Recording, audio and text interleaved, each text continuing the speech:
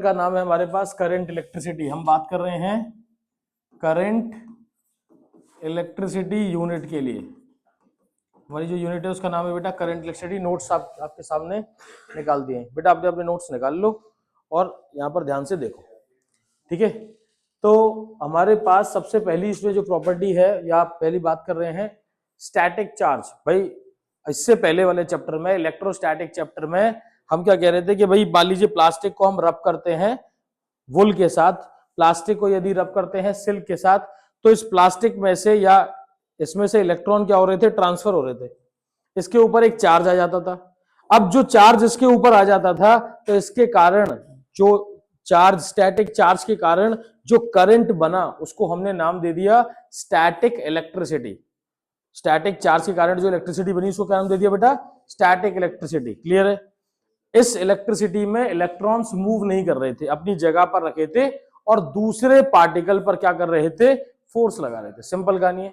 अब क्या हुआ, जब हमने कहा कि भाई ये कंडक्टर लेते हैं, एक कंडक्टर लेंगे और कंडक्टर में यही इलेक्ट्रॉन्स मूवमेंट करने लग जाएंगे, मूव करने लग जाएंगे एक जगह से दूसरी जगह, तो ये क्या बनाएंगे बेटा, करंट। क्या बनाएंगे, जब भी कंडक्टर में इलेक्ट्रॉन्स एक जगह से दूसरे जगह मूव करने लग जाएंगे under the influence of electric field.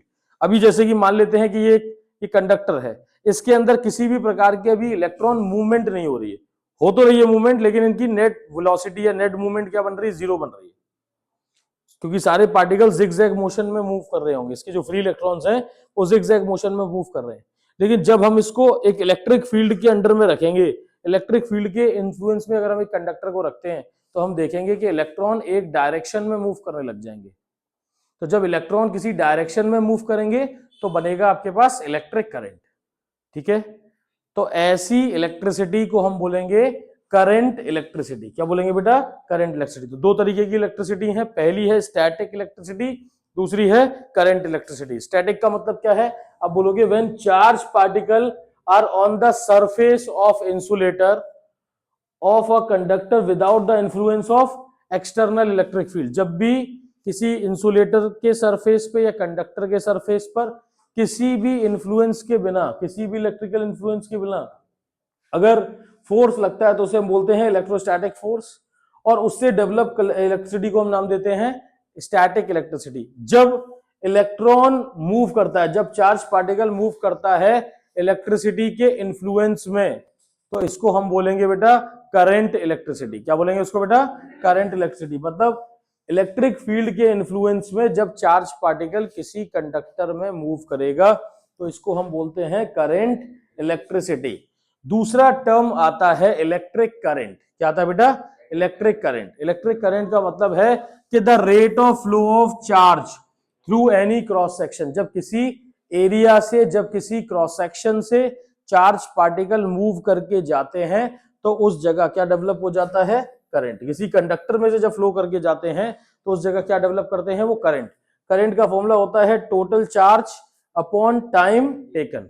Charge के लिए आप लगाते हैं Q और टाइम के लिए लगाते हैं T, और Q के लिए आपने लगा दिया NE, टाइम के लिए लगा दिया, तो I का फॉर्मूला हो गया NE अपॉन T। I का फॉर्मूला क्या हो गया, NE अपॉन T। या फिर आप इसको बोल सकते हैं I equal to DQ by DT। I equal to DQ by DT, दोनों ही फॉर्मूले ठीक है, ठीक है।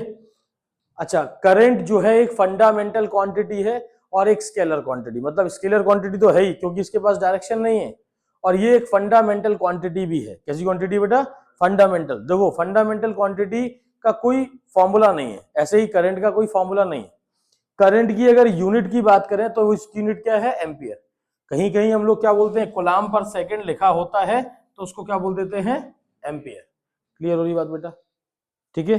अच्छा, नेक्स्ट बात आती है कि करंट को हम 1 एम्पियर, अगर कोई आपसे बोलेगा what do you understand by 1 ampere, 1 ampere क्या होता है, तो आप बोलोगे एक कूलाम जब चार्ज है 1 सेकंड में किसी कंडक्टर में फ्लो हो जाता है तो वो कहलाता है 1 एम्पियर। क्या कहलाएगा बेटा, 1 एम्पियर। तो 1 एम्पियर का मतलब क्या है, current flow through in a wire is said to be 1 ampere if 1 coulomb of charge flow through a wire in 1 second. 1 second में 1 कूलाम चार्ज जब किसी कंडक्टर से फ्लो हो जाएगा तो वो कहलाएगा 1 एम्पियर। क्या यहां तक समझ में आ रहा है, ठीक है।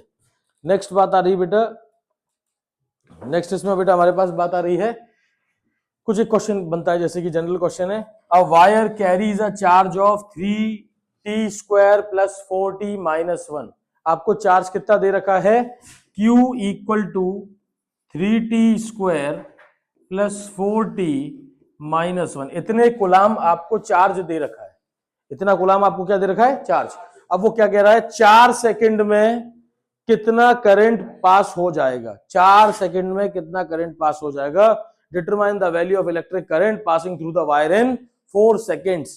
तो आपको क्या करना पड़ेगा, इसका डिफरेंशिएट करना पड़ेगा। क्या करना पड़ेगा बेटा, डिफरेंशिएट किसके रेस्पेक्ट में, विद रेस्पेक्ट टू टी। तो क्या बनेगा, dq by dt is equal to 3 t² का कितना आएगा 2t प्लस का 4 t का कितना आएगा 1। तो dq अपॉन dt बन जाएगा i 6t प्लस 4 और t की वैल्यू आप लगाएंगे 4 सेकंड। क्या लगाएंगे बेटा, तो बेटे i की वैल्यू आ जाएगी 6 इंटू 4 प्लस, तो i की वैल्यू आ जाएगी बेटे 28 एम्पियर। कितनी आएगी बेटा, 28 एम्पियर। सिंपल है, कोई खास कहानी नहीं है। अच्छा, ऐसे ही इसमें एक और क्वेश्चन कह रहा है कि the current I in a circuit, जो भी आपको सर्किट दे रखा है, varies with the time in the relation. आपको रिलेशन कितना दे रखा है, I is equal to 3k plus 2k dash और t। आपको इसमें कैलकुलेट करना है current at time t equal to 4 seconds. 0 से 4 सेकेंड के बीच में करंट कितना बनेगा, आपको ये कैलकुलेट करके दिखाना है। ठीक है, तो जरा देख लेते हैं पूरा इसका सॉल्यूशन किस तरीके से सॉल्व होगा ये।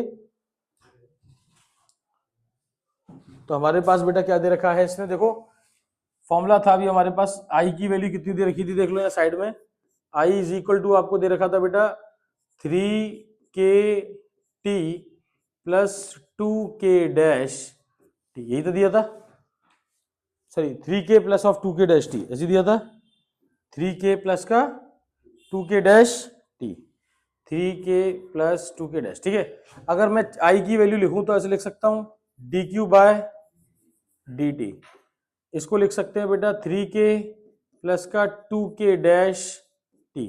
तो dq की वैल्यू कितनी आ जाएगी, 3k प्लस का 2k डैश t, है ना, और साथ में क्या आएगा dt। आपने कहा इंटीग्रेशन कर देते हैं, पहले चार्ज की वैल्यू 0 से 4 के लिए निकालते हैं। तो dq का इंटीग्रेशन कर रहे हैं कहां से कहां तक, 0 से 4 सेकेंड्स के लिए, 3k प्लस का 2k डैश t और साथ में dt। क्या ये बात समझ में आ रही बेटा, देखो 3k का अगर आप इंटीग्रेशन करते हो तो पहले q का तो कितना आएगा बेटा, q का इंटीग्रेशन कितना आएगा, q का इंटीग्रेशन आएगा simple q is equal to 3k को आप छोड़ेंगे और dt अगर अंदर मल्टीप्लाई हो जाएगा तो t का कितना आएगा, dt का कितना आएगा t, और लिमिट हो जाएगी 0 से 4 प्लस बेटा 2k डैश को आप यदि छोड़ते हैं लिखते हैं और t का करते हैं तो कितना आएगा t² बाई 2, लिमिट कहां से कहां तक हो जाएगी 0 से बेटा 2 से 2, तो q की वैल्यू कितनी आ गई 3k और यहां हो जाएगा बेटा 4 माइनस 0, ऐसे ही k डैश और ये हो जाएगा बेटा 16 माइनस 0। सिंपल है। अच्छा एक चीज और, आपको उसने बता रखा है कि k एंड k डैश क्या है, एज अ यूनिटी, यूनिटी मतलब 1।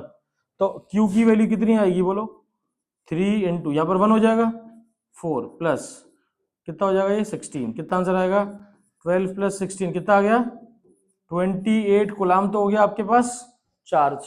अब आपको निकालना है आई इक्वल टू कितना होता है Q बाई टी, Q कितना है 28 और टाइम कितना है 4।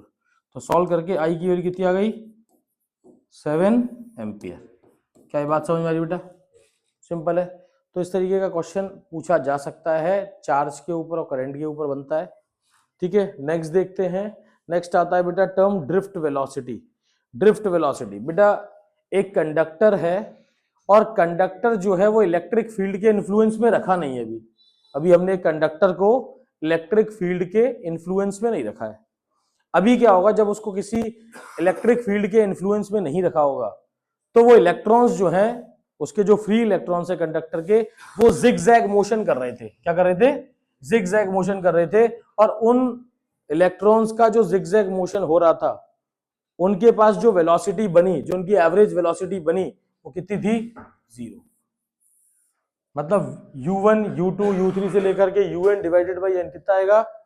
मतलब अगर आप एवरेज वेलोसिटी निकालोगे उन इलेक्ट्रॉन्स की जो कि एक कंडक्टर के अंदर हैं, कैसे? फ्री इलेक्ट्रॉन्स, इलेक्ट्रिक फील्ड में रखे नहीं गए हैं। भाई हमारे पास ये कंडक्टर है, और अगर मैं अभी बैटरी ना लगाऊं या बैटरी लू ही ना, मैं भी, मैंने अभी सोर्स लिया ही नहीं है, किसी प्रकार की कोई बैटरी नहीं ली, बैठे बैठे जल्दी। अब क्या हुआ? यहां पर किसी प्रकार का चार्ज नहीं है, यहां पर भी किसी प्रकार का चार्ज नहीं है, तो अब ये इलेक्ट्रॉन जो थे ना, वो रेंडम मोशन कर रहे थे। क्या कर रहे थे बेटा? Random motion. और रेंडम मोशन के कारण इनकी जो एवरेज वेलोसिटी है वो कितनी होगी? 0। सारे इलेक्ट्रॉन्स की एवरेज वेलोसिटी कितनी हो जाएगी बेटा? 0। क्या ये बात समझ में आ रही बेटा? Random velocity of free electrons in a conductor कितनी होगी? 0। अब मैंने क्या करा, कंडक्टर के अंदर जो इलेक्ट्रॉन्स हैं उनको मैंने, या फिर वैसे समझ लो कि मैंने कंडक्टर को क्या करा, इलेक्ट्रिक फील्ड से जोड़ दिया। कंडक्टर को किससे जोड़ दिया? इलेक्ट्रिक फील्ड, मतलब सोर्स से जोड़ दिया। तो ये वाला हिस्सा क्या बन गया? पॉजिटिव। ये वाला हिस्सा क्या हो गया? तो कंडक्टर के अंदर जितने भी इलेक्ट्रॉन्स थे ये कहां भागने लगेंगे? पॉजिटिव एंड की तरफ। किधर भागेंगे? पॉजिटिव एंड की तरफ। और इन इलेक्ट्रॉन की इसी वेलोसिटी को हम बोलते हैं ड्रिफ्ट वेलोसिटी। स्टेटमेंट के हिसाब से the velocity of free electrons in a conductor when the electrons are drifted opposite to the direction of electric field. अब देखो ये पॉजिटिव है और ये नेगेटिव है। पॉजिटिव नेगेटिव के बीच में क्या लगता है? Electric field. इलेक्ट्रिक फील्ड का अपोजिट डायरेक्शन में जब ये इलेक्ट्रॉन्स भागेंगे तो उनकी इसी स्पीड को हम बोलेंगे ड्रिफ्ट स्पीड या ड्रिफ्ट वेलोसिटी। क्लियर है? तो आप स्टेटमेंट में बोलोगे the average velocity of free electrons in a conductor when they are drifted opposite to the direction of applied electric field. Applied electric field के अपोजिट डायरेक्शन में जब भागेंगे तो उसको हम बोलेंगे ड्रिफ्ट वेलोसिटी। क्या ये बात समझ में आ रही? ठीक है। हाँ, इधर की तरफ भागने लगेंगे। अब देखो, अगर हमको इसकी एवरेज वेलोसिटी निकालनी है, मतलब ये ड्रिफ्ट वेलोसिटी निकालनी है, तो देखो जब ये ड्रिफ्ट वेलोसिटी, जब इलेक्ट्रॉन्स इधर भागेंगे तो इन इलेक्ट्रॉन्स के बीच में कॉलिजन भी होगा, टकराव भी होगा।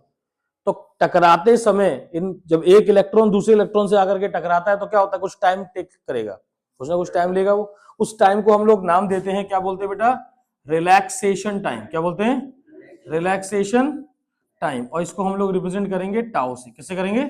टाउ से। ठीक है बेटा, हमने कंडक्टर की लेंथ को क्या लिख रखा है? एल। लेंथ कितनी ले ली है? एल। अब अगर इसकी ड्रिफ्ट वेलोसिटी निकालनी है तो आपने कहा फॉर्मूला क्या होता है एक इलेक्ट्रॉन के लिए? सिंगल इलेक्ट्रॉन की बात कर रहे हैं अभी। तो सिंगल इलेक्ट्रॉन, जब ये इलेक्ट्रॉन मूव करेगा इधर की तरफ, मतलब इस पर क्या लग रहा है? फोर्स लग रहा है। कौन सा फोर्स? इलेक्ट्रोस्टैटिक फोर्स, क्योंकि इलेक्ट्रिक फील्ड के अंदर रखा है। इलेक्ट्रिक फील्ड के अंदर रखा है तो उसके पास फोर्स कौन सा लगेगा? Electrostatic force. फॉर्मूला किसके बराबर होगा? Q इंटू ई के बराबर। तो एफ ई की वैल्यू, Q कितना है? माइनस का ई, मतलब इलेक्ट्रॉन का चार्ज, और ई मतलब इलेक्ट्रिक फील्ड। क्या ये बात समझ में आ रही बेटा? सिंपल है। दूसरा, जब भी ये इलेक्ट्रॉन मूव करते हैं तो इनके पास फॉर्मूला लगता है फोर्स का। मोशन कर रहा है, एक्सेलरेशन है, इन इलेक्ट्रॉन्स के पास खुद का मास है, तो आप बोलोगे भाई F M is equal to कितना होता है? M A. दोनों को आप कंपेयर करोगे, दोनों के मैग्नीट्यूड बराबर है, तो आप बोलोगे E into E equal to M into, तो बेटे एक्सेलरेशन की वैल्यू कितनी आ गई? Minus E capital E by, क्या ये बात समझ में आ रही बेटा? एक्सेलरेशन आ गया इन इलेक्ट्रॉन्स का, एक्सेलरेशन कितना आ गया? Minus E capital E by M, minus E capital E by M. अच्छा, अब हमको निकालना क्या है?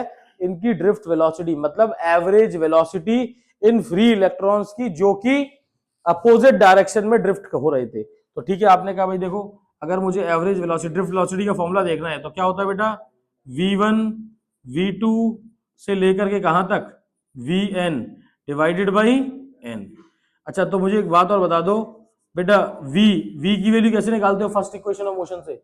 v इक्वल टू क्या होता है? u plus A T. तो u की v1 की जगह पर क्या लगाओगे? u1 प्लस ए टाउ 1। तो आप बोलोगे u1 प्लस ए टाउ 1, एक पहला हो गया।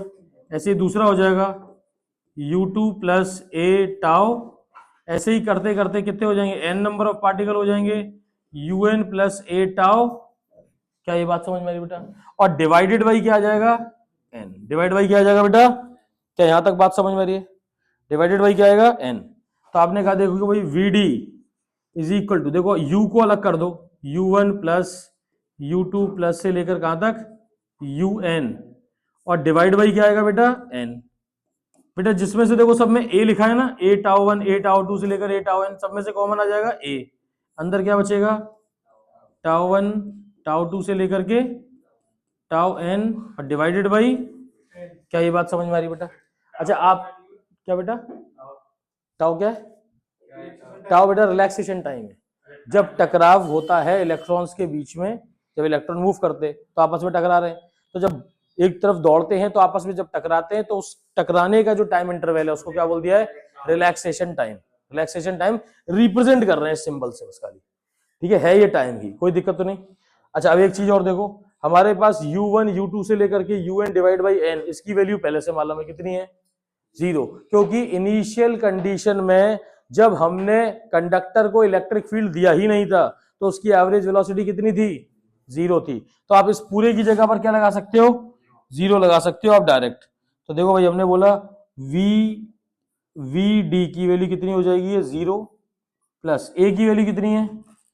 माइनस का E कैपिटल E बाय, और बेटा जो हमारे पास टाइम है ये, इस एवरेज टाइम को ही तो हम बोलते हैं tau, that is called relaxation time. तो क्या बन जाएगा? टाउ।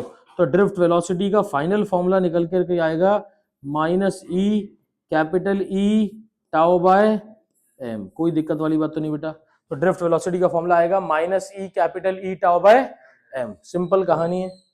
तो ड्रिफ्ट वेलोसिटी क्या होती है? The average velocity of free electrons which are drifted opposite to the direction of applied electric field। हमारे पास ड्रिफ्ट वेलोसिटी की वैल्यू आ गई।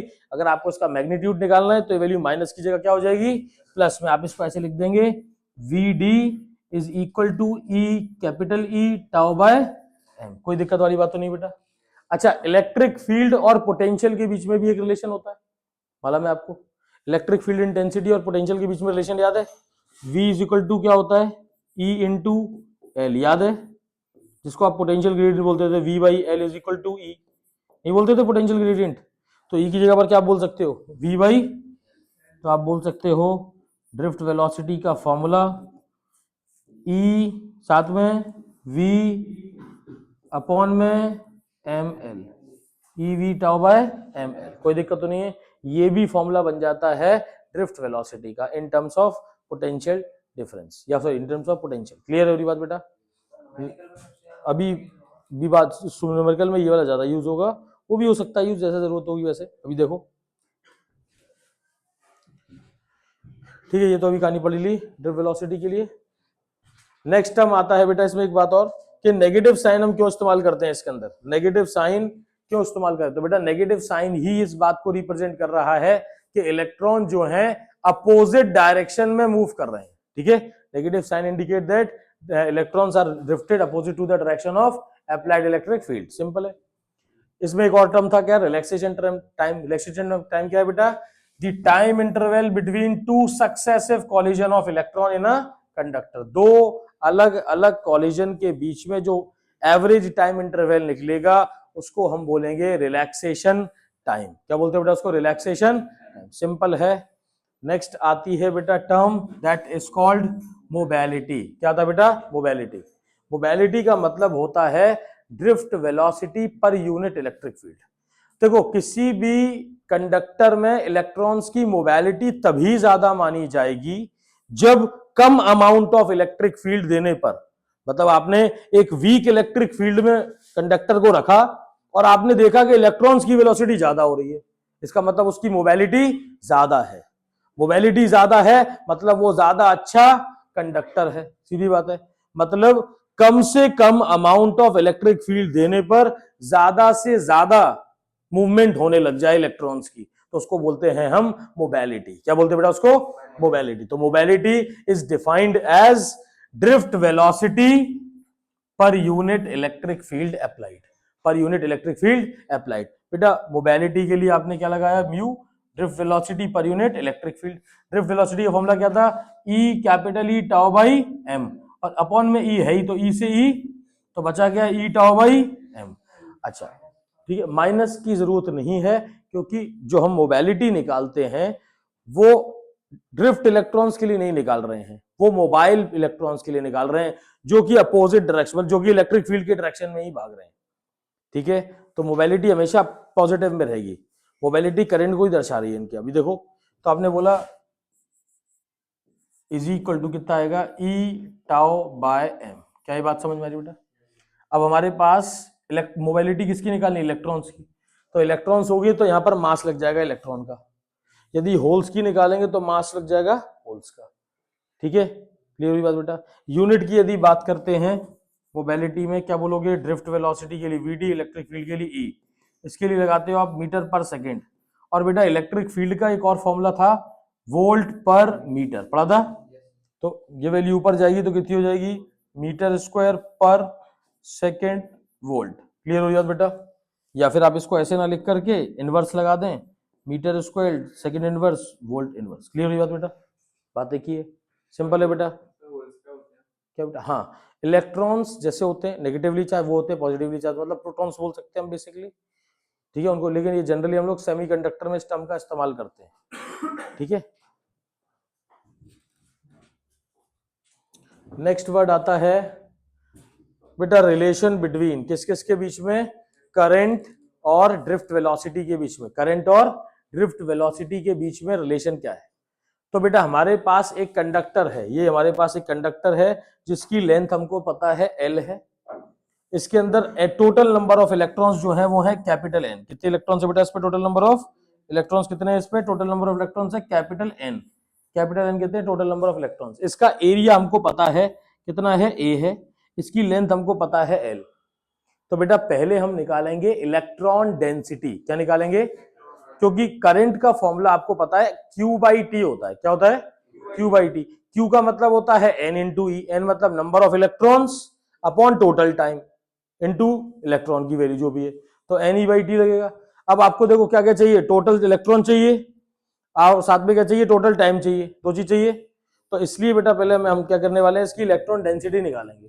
तो देखो आपको पता है नंबर डेंसिटी ऑफ इलेक्ट्रॉन, जिसको हम बोलेंगे बेटा इसी को इलेक्ट्रॉन डेंसिटी। क्या बोलेंगे बेटा इसको, इलेक्ट्रॉन डेंसिटी। फॉर्मूला हो गया number of electrons per unit. और बेटा वॉल्यूम के लिए भाई एन की वैल्यू निकालोगे तो वी का मल्टीप्लाई कर दोगे यहाँ पर, तो एन इंटू वी। और वॉल्यूम का मतलब होता है एरिया इंटू, तो कैपिटल एन का फॉर्मूला हो गया एन ए एल। क्या होता है बेटा, एन ए। क्या ये बात समझ में आई बेटा? टोटल नंबर ऑफ इलेक्ट्रॉन्स का फॉर्मूला क्या हो गया, एन इंटू ए इंटू। अब आपको निकालना है पहले टोटल चार्ज। क्या निकालना है? तो Q इक्वल टू कितना होता है, एन ई। तो बेटा n की जगह पर आप लगा दोगे एन ए एल इंटू ई, ये तो लगेगा। और टाइम अगर आपको निकालना है तो टाइम बराबर क्या होता है, डिस्टेंस अपॉन स्पीड, ये तो होगा। तो time is equal to distance कितना है, मतलब ये कंडक्टर पूरा लेंथ कितनी है L, स्पीड कितनी है Vd। तो बेटे फॉर्मूला बनेगा I is equal to Q by, तो I is equal to Q कितना है N A L E upon में टी की जगह पर एल बाय वी डी, इससे ये नीचे से ऊपर, तो आई की वैल्यू कितनी हो गई, एन ई ए और वी डी। बहुत कॉमन फॉर्मूला है बेटा, I equal to N E A V D. कोई दिक्कत वाली बात तो नहीं बेटा।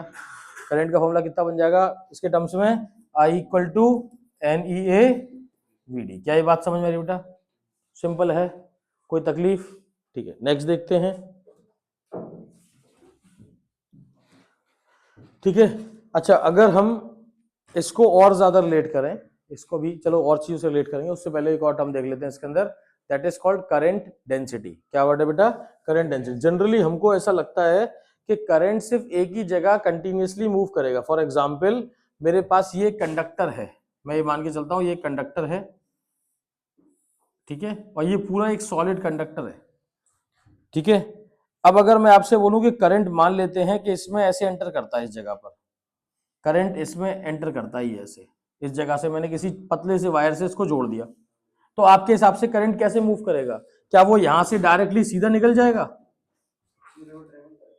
कैसे? पहले वो यहां पर ट्रेवल करेगा या आगे ट्रेवल पहले करेगा? नहीं, वो क्या करेगा, पूरा क्रॉस सेक्शन कवर करता हुआ ही चलेगा। नहीं यही बात, करंट क्या करेगा, पूरा इस क्रॉस सेक्शन को कवर करता हुआ ही आगे बढ़ेगा। बात समझ में आ रही बेटा? करंट यहाँ क्या करेगा बेटा, पूरे क्रॉस सेक्शन को कवर करता हुआ ही क्या करेगा, आगे बढ़ेगा एक पॉइंट से दूसरे पॉइंट पर। बात समझ में आ रही बेटा? क्लियर है? इसी को बोलते हैं हम करंट डेंसिटी। मतलब इलेक्ट्रॉन्स एक जगह नहीं, पूरे क्रॉस सेक्शनल एरिया के ही मूव करना शुरू कर देंगे। इसी को बोलते हैं हम करंट डेंसिटी। क्या बोलते हैं बेटा इसको? करंट। तो current density is defined as the current acting per unit area of cross section या per unit area vector. Clear है बेटा? तो जिस इस लेंथ में पूरे एरिया को कवर करता हुआ चलता जाएगा उसे क्या बोलेंगे बेटा हम? Current density. एरिया वेक्टर लेते हैं तो बेटा करंट डेंसिटी को जे से एक्सप्रेस करते हैं, करंट अपॉन एरिया।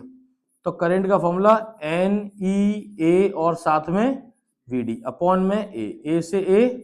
तो बेटे जे की वैल्यू कितनी हो गई, N E V D. N E A नहीं होगा, ये तो कट ही गया, तो क्या बचेगा, एन ई वी डी। अच्छा देखो, करंट तो स्केलर क्वांटिटी है। करंट कैसी क्वांटिटी है? क्यों है? क्योंकि जब करंट का फॉर्मूला आप लिखते हो तो आप लिखते हो एन ई ए और वी डी। मैंने आपको बताया एरिया वेक्टर है ये, यहां पर होता है इनका डॉट। क्या होता है? क्योंकि उसके क्रॉस सेक्शन में सीधे सीधे चलता जाता है इलेक्ट्रॉन। अब क्या बेटा, अगर मैं इसको जे के फॉर्म में लिखूं तो बच क्या रहा है खाली मेरे पास, एन ई और वी डी। ये कैसा है, वेक्टर, तो इसलिए जे भी कैसा हो जाएगा। तो करंट डेंसिटी एक वेक्टर क्वांटिटी है, करंट लेकिन एक स्केलर क्वांटिटी है। करंट कैसी है?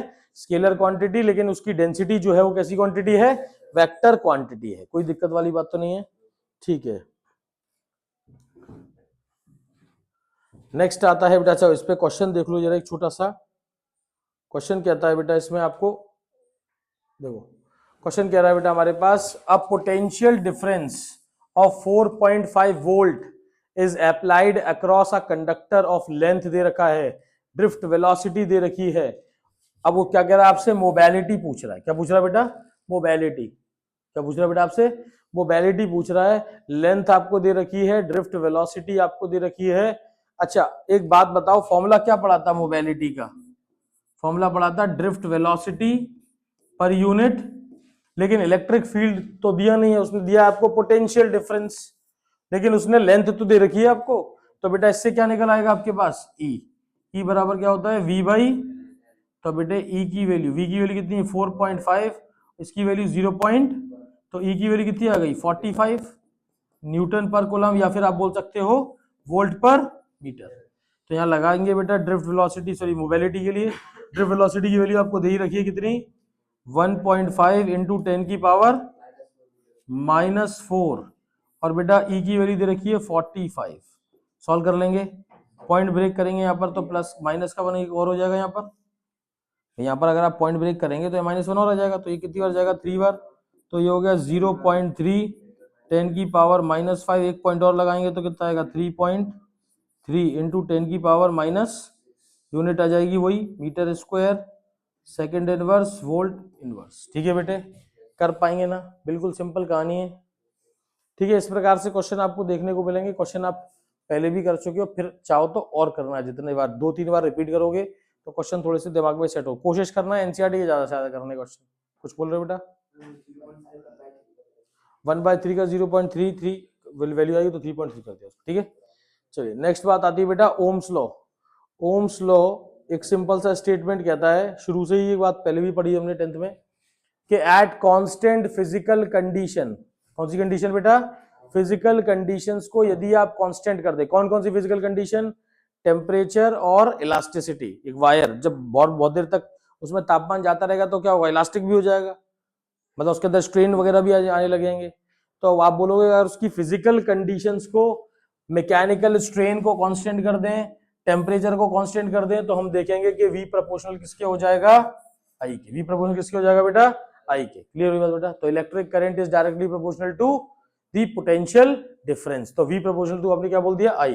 प्रोपोर्शनलिटी का साइन हटाएंगे तो आपने एक कांस्टेंट लगा दिया, और इस कांस्टेंट का नाम है रेजिस्टेंस। क्या नाम है बेटा, रेजिस्टेंस। अगर इसकी यूनिट निकालते हैं तो आप बोलते हो volt upon ampere. V upon, मतलब वोल्ट अपॉन एम्पियर क्या बन जाता है बेटा, ओम। क्या बन जाता है?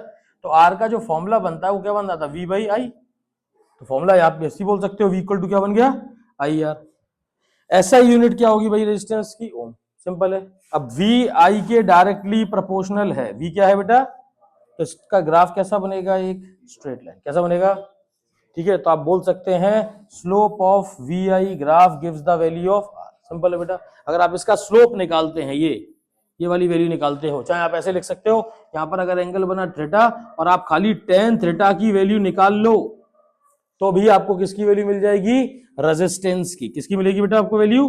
रेजिस्टेंस की। क्या ये बात समझ में? बेटा स्लोप दो तरीके से निकलेगा, या तो y2 minus y1 upon x2 minus x1 से निकालते हैं, या tan थीटा से निकाल लेते हैं। क्लियर हुई बात बेटे? यहां तक बात क्लियर हो रही है? नेक्स्ट देखिए, नेक्स्ट बात आती है, फोन चला रहा था, ठीक है।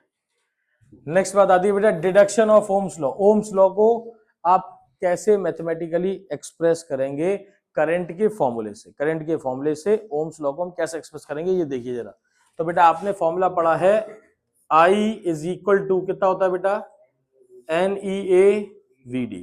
और VD को क्या बोलते हो? ई टाउ बाई एम। तो लगा देते हैं यहां पर वैल्यू।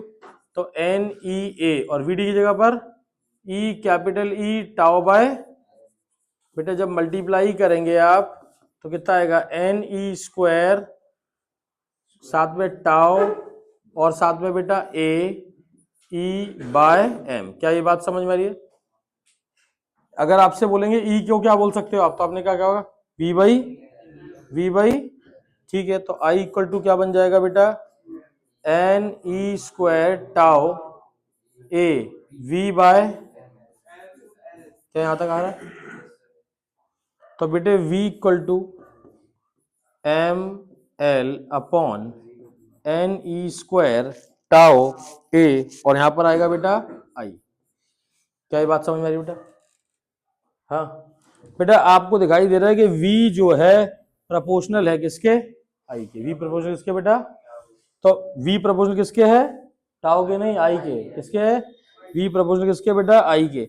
जब आप कांस्टेंट लगाते हो तो R लगाते हो, तो ये पूरी वैल्यू किसको एक्सप्रेस करेगी? R को। किसको करेगी बेटा? R को। तो हमारे पास जो R की वैल्यू आ रही है वो आ रही है बेटा R is equal to ML upon NE square tau और A। क्या ये बात समझ में आ रही बेटा? R क्या आ गया? ML upon NE square tau. Simple है। तो ओम्स लॉ का देखो भाई प्रूफ हो गया कि I के फॉर्मूले से V प्रोपोर्शनल टू I निकल करके आ गया, मतलब ओम्स लॉ रिड्यूस हो गया, मतलब प्रूव हो गया। तो आपने बोला R इक्वल टू कितना हो गया? ML upon NE square tau. यहां तक बात क्लियर हो रही है? ठीक है। अब देखो जरा किन किन फैक्टर्स पर ये रेजिस्टेंस डिपेंड करता है। तो हम ये शुरू से पढ़ते आए हैं कि अगर हम वायर की लंबाई को बहुत बढ़ा दें तो इसका मतलब क्या होगा? रेजिस्टेंस चेंज होगा। यदि हम एरिया को बहुत ज्यादा बढ़ा दें तो रेजिस्टेंस क्या हो जाएगा? कम हो जाएगा। मतलब आपको दिखाई भी दे रहा है कि R डायरेक्टली प्रोपोर्शनल होता है L के और R इनवर्सली प्रोपोर्शनल होता है। क्या N की वैल्यू, E की वैल्यू, टाउ की वैल्यू या M की वैल्यू हम खुद चेंज कर सकते हैं? नहीं, ये सारी कांस्टेंट क्वांटिटीज हैं। तो हमारे पास जो चेंज होने वाली वैल्यू है वो है बेटा L और क्या है? A। अभी तो किसमें? इसकी रो की, इसकी वाली पार्ट की वैल्यू ये अलग अलग पार्ट में अलग अलग होगी भाई। अगर लेकिन मटेरियल सेम है तो उसकी डेंसिटी सेम होगी, इलेक्ट्रॉन डेंसिटी सेम होगी, cross sectional electron density same होगी, इलेक्ट्रॉन का चार्ज सेम होगा, टाउ की वैल्यू सेम होगी, है ना। अच्छा, टाउ की वैल्यू बदल सकती है टेम्परेचर के टर्म्स में, वो भी हम आगे देखेंगे। टेम्परेचर के कारण रिलैक्सेशन टाइम में अंतर आएगा, रिलैक्सेशन टाइम में अंतर आएगा तो आंसर भी बदलेगा इसका थोड़ा सा। लेकिन जो फिजिकल कंडीशंस हैं वो कौन कौन सी हैं? लेंथ और एरिया, ये हम आसानी से चेंज कर पाएंगे। अगर हम एक वायर को खींचते हैं, एक डक्टाइल वायर है हमारे पास, को और ज्यादा खींचते चले जाएंगे तो लेंथ बढ़ेगी, एरिया चेंज होगा। एरिया, लेंथ बढ़ेगी और एरिया क्या होगा? कम होगा। एरिया कम होगा तो रेजिस्टेंस की वैल्यू बढ़ जाएगी। तो आपने बोला प्रोपोर्शनलिटी का साइन हटाएंगे तो क्या लगाएंगे? कांस्टेंट। कांस्टेंट का नाम क्या है बेटा? रेजिस्टिविटी। क्या नाम है बेटा इस कांस्टेंट का? रेजिस्टिविटी। और रेजिस्टिविटी बोलते हैं बेटा इसको, या फिर आप बोल सकते हैं इसको रो। क्या बोलते हैं बेटा? बात समझ में आ रही बेटा? अब देखो ये रो किसके बराबर है? ये पार्ट के। तो रो किसके बराबर है बेटा? ये पूरा पार्ट जो है किसके बराबर है बेटा? ये रो के। तो रो की वैल्यू कितनी है? M upon NE square tau. Rho की वैल्यू कितनी बेटा? M upon NE square tau. क्या ये बात समझ में आ रही बेटा? रो की वैल्यू आ रही है आपके पास M upon NE square tau. Simple है। अच्छा, अगर आपसे बोला जाएगा इसकी यूनिट क्या होगी रो की, तो आपने फॉर्मूला पढ़ा है R is equal to rho L by A. तो बेटे रो की वैल्यू कितनी हो जाएगी, R A by L. R A by, बेटे आर की यूनिट कितनी होती है ओम, एरिया के लिए मीटर स्क्वायर और इसके लिए मीटर, तो ये कैंसिल हो जाएगी, तो यूनिट बचेगी क्या, ओम मीटर। क्या ये बात समझ में आ रही बेटा, सिंपल है, कोई दिक्कत वाली बात तो नहीं है, ठीक है। नेक्स्ट बेटा वर्ड आता है कि इसमें ओम्स लॉ का जो है वो फेलियर क्यों हुआ, ओम्स लॉ जो है वो फेल किस कारण से हुआ। बेटा देखो सिंपल सा एक लॉ है, वो क्या है फेल होने का, उसका टेम्परेचर। स्टेटमेंट में ही पहले बोला है कि टेम्परेचर को कांस्टेंट करना है, यदि टेम्परेचर चेंज हुआ तो ओम्स लॉ वैलिड नहीं हो सकता। ओम्स लॉ क्या होगा बेटा, वैलिड नहीं हो सकता। तो ऐसा करके भी देखा, जनरल कंडक्टर्स के अंदर क्या होता है, जैसे ही करंट उसको मिलता है तो कंडक्टर क्या हो जाता है, हीटेड हो जाता है, जैसे ही टेम्परेचर बढ़ जाता है उसका रेजिस्टेंस भी बदल जाता है। रेजिस्टेंस बदलता है तो ऑटोमेटिकली जो ग्राफ होता है वो थोड़ा सा ऊपर की तरफ चला जाता है, जो कि जाना चाहिए था सीधा, लेकिन पहुंच कहां जाता है, ऊपर के डायरेक्शन में। ऐसे कुछ बात समझ में आ रही बेटा, तो याद रखिएगा किसके कारण हो रहा है, it happens due to the heating effect of current due to the rise in temperature of its resistance increases. Clear है बेटा। दूसरा, variation of current with potential difference may depends upon the sign of the potential difference applied. ये भी इस बात पे depend करेगा variation कि आपने किस डायरेक्शन में पोटेंशियल डिफरेंस दिया है। जैसे कि सेमीकंडक्टर में दो अलग अलग तरीके से पोटेंशियल डिफरेंस दिए जाते हैं, मतलब कनेक्शन दो तरीके से किए जाते हैं, पहला फॉरवर्ड बाइसिंग और दूसरा रिवर्स बाइसिंग। जब फॉरवर्ड बाइसिंग होता है तो ग्राफ हमेशा ऊपर की ओर चलेगा ऐसे, ठीक है, और रिवर्स बाइसिंग मतलब क्या हो गया, अपोजिट डायरेक्शन ऑफ करंट, वो वोल्टेज चलने लगेगा और वैल्यू कैसी बनेगी, नेगेटिव। मतलब ये सर्किट को ब्रेक करने का काम करता है। रिवर्स करंट क्या करेगा, सर्किट को रोकने का काम करेगा, मतलब करंट आगे फ्लो ना हो। ये ब्रेक डाउन वोल्टेजेस हैं, जैसे ही ब्रेक डाउन वोल्टेज पर आएगा तो वैल्यू क्या हो जाएगी, जीरो होने लग जाएगी, नेगेटिव हो जाएगी। जबकि फॉरवर्ड वोल्टेज के केस में करंट भी मिलते रहेंगे, वोल्टेज भी मिलते रहेंगे कंटिन्यूसली। जब भी आप रेक्टिफायर वाली कंडीशन पढ़ेंगे अभी आगे, तब आपको फॉरवर्ड और रिवर्स का सही यूज समझ में आएगा वहां पर। अभी हम लोग सेमीकंडक्टर में आएंगे तब बात करेंगे इसके बारे में। अच्छा, एक और हमारे पास सेमीकंडक्टर है जो कि किसका बना हुआ है, गैलियम और आर्सेनाइड का। इसका ग्राफ सबसे अलग है। ग्राफ कैसा है कि पहले ऊपर की तरफ बढ़ेगा, फिर उसके बाद क्या होगा, नीचे की तरफ आएगा। इस तरीके का ग्राफ बनता है वोल्टेज और करंट का। किसके लिए, गैलियम आर्सेनाइड के केस में। ये आपको याद करना है, देखो सेमीकंडक्टर वाला केस भी याद करना है वीआई का, और गैलियम आर्सेनाइड का भी आपको याद करना है। क्लियर है, ये इंपॉर्टेंट पार्ट है, ठीक है। नेक्स्ट आता है बेटा रेजिस्टेंस ऑफ अ कंडक्टर। किसी कंडक्टर की रेजिस्टेंस, तो बेटा आपको समझ में आता है कि किसी कंडक्टर की रेजिस्टेंस सिर्फ दो ही फैक्टर पे काम करती है, नहीं सॉरी फैक्टर तो वैसे ज्यादा है, तीन है। पहला कौन सा है, लेंथ, दूसरा कौन सा है, एरिया, तीसरा कौन सा है, टेम्परेचर। ठीक है, लेंथ, एरिया और टेम्परेचर, इन तीन फैक्टर पर किसी वायर या किसी भी कंडक्टर की रेजिस्टेंस डिपेंड करती है। क्लियर हो रही बात बेटे, ठीक है। दूसरा वर्ड इसमें रेजिस्टिविटी भी हम लोगों ने पढ़ ही लिया था, ठीक है। नेक्स्ट आता है बेटा एक छोटा सा टेस्ट योर नॉलेज क्वेश्चन आता है कि एक 10 ओम का वायर है, उसको 10 ohm wire is stretch so that the length becomes 3 times. Length कितनी हो गई उसकी, 3 गुनी हो गई।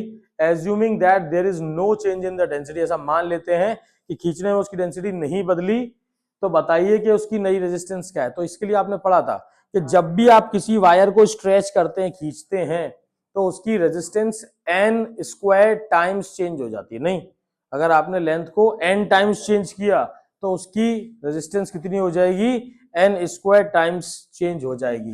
कितना भी कोशिश कर, नहीं हंसूंगा वीडियो में, कितना भी कोशिश कर,